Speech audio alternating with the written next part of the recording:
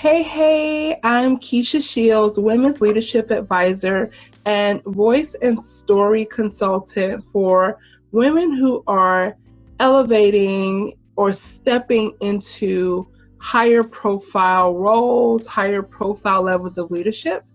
And my work is really all about helping women to find and own their voices, to speak up in their platforms, and also to learn how to integrate and tell their most vulnerable, most sacred stories so that it becomes a leverageable and profitable part of their platform.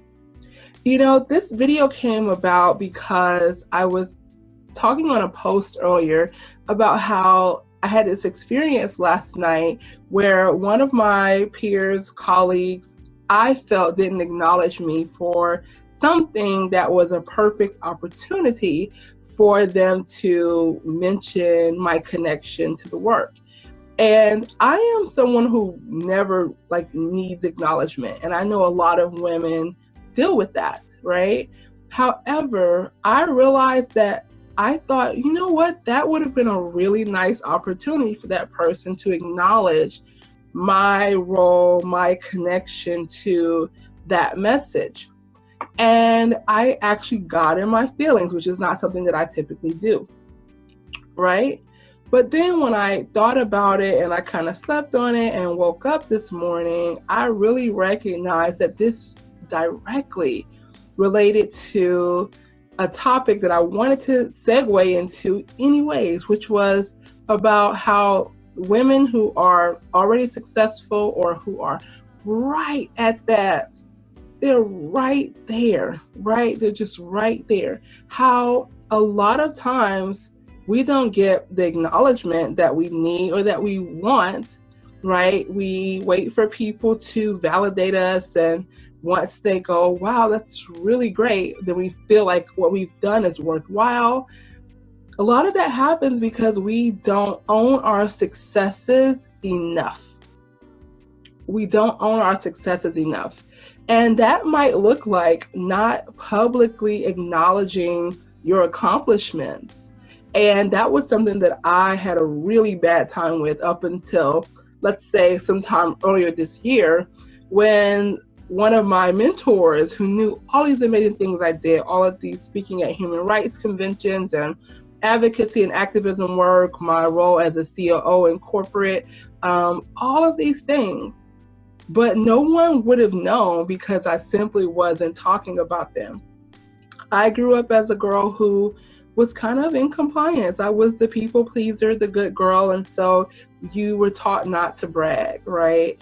And so I did myself a disservice because I realized that people just didn't know enough about what I had accomplished, and it was relevant to what I was aiming for. It was important for who I am on my journey to becoming, but I wouldn't share. Every once in a while, I would put a snippet out there if it directly tied to something that was already happening. But to just go, hey, this is what I did, felt, to me, right? It felt so wonky. And I know in talking to women leaders that this is an issue that comes up more often than I realized, right? So I tasked myself a couple of months back to do 30 days of accomplishments and pieces and snippets about how I had been able to serve others. And I did really well. I didn't do all 30 days, but I did really well. And people were like, oh, I didn't know that you did that. I've actually been looking for someone, to advise someone on this, and this.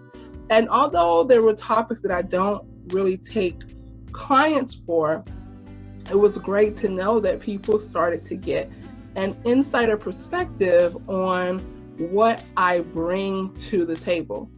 So as much as I would want to go, well, that person didn't acknowledge me, or that would have been a great opportunity for them to mention my name, I posted earlier that we have to take ownership of that. Because if we continue to own our own success, to speak up about what we have accomplished, what tools, what gifts, what experiences we bring to the table, we don't have to worry about someone that we look up to being the plug that's going to bridge that gap for us. Let your work, let your words speak for themselves. And so I wanted to talk about owning our success. You, as a woman in business, an entrepreneur, in corporate, whether you are an executive, whether you are just a typical non-managerial employee, you have gotten to where you are on your merit, right? And I know a lot of women that come to me are women who haven't really asked or taken up space in the way that they could have. You're doing yourself a disservice by not acknowledging your accomplishments on your own platform. Yes, it would be great to be able to get on other people's platforms if there's relevancy or a connection. Yes, it'll be great for them to plug you or to mention you or to acknowledge you.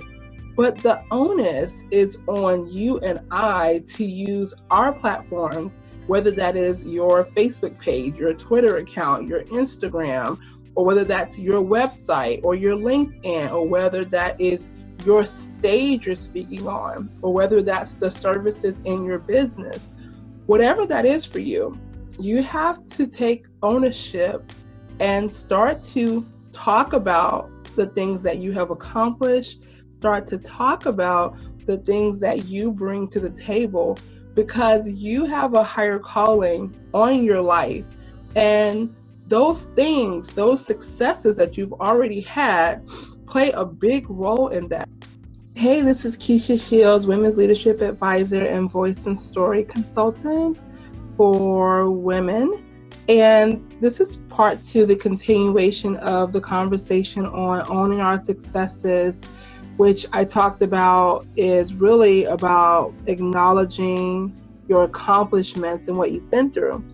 And you may have been going toward the top of the ladder, or you may have been at an elevated game in your industry, and then you shift trajectory a little bit, whether it's you switch roles or whether you switch into a different niche or a different way of doing your work.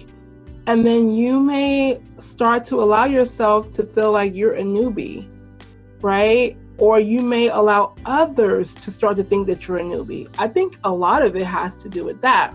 People may assume because they've never heard of you in this space, or they're not familiar with your work, that you are new to this, right?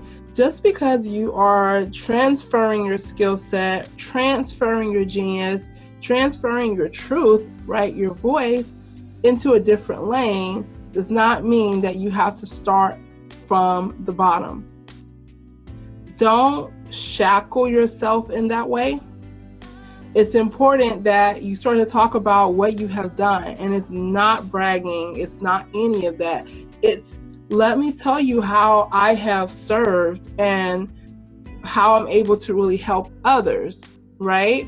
That'll help you, because it might bridge a connection for you with potential clients, potential people who might want to partner or refer you. But if people don't know that you bring this wealth of advice, this wealth of experience into the lane, then they only can go based on what their perception is. So that goes back to how I talked about, it's really on you, it's on us to start to use our voices and really shine. Things that you may have done that may have seemed like nothing. That's one issue that women that I deal with, is the things you do have been so genuinely inspired that it seems like it's just nothing, right? Oh yeah, I did that. And people are like, what? Right? It may seem like nothing, like it was just ease, but not everyone is like that. And so when you start to share your stories, share your voice, share your experiences, Talk about what you've been through. Talk about how you've succeeded. Talk about how you failed. Talk about how you've been on this yo-yo, right? Those things are so important. Let people see the humanity in what you've done. Let people see how you can serve, how you can help others, right?